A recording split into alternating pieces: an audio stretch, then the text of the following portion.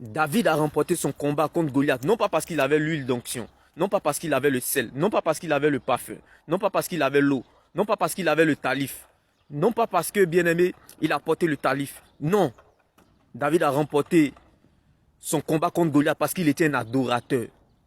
Alléluia. C'est dans l'adoration que se découvre la profondeur de notre victoire. Que tout ce qui respire loue l'Éternel. Car Dieu siège dans la louange. Un mort ne loue pas Dieu. L'Éternel te veut vivant. Bien-aimé dans le Seigneur, les hommes prophétisent, mais Dieu lui parle.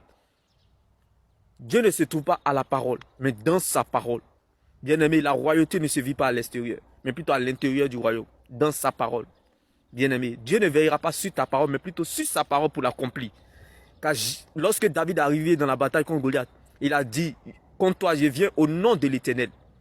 Alléluia. Que ta foi ne s'appuie pas sur les émotions, mais plutôt sur ce que Dieu dit, sa parole. Que ta foi soit ferme dans une fidélité absolue, dans la persévérance, soutenue par une adoration agréable à Dieu. Alléluia, bien-aimé.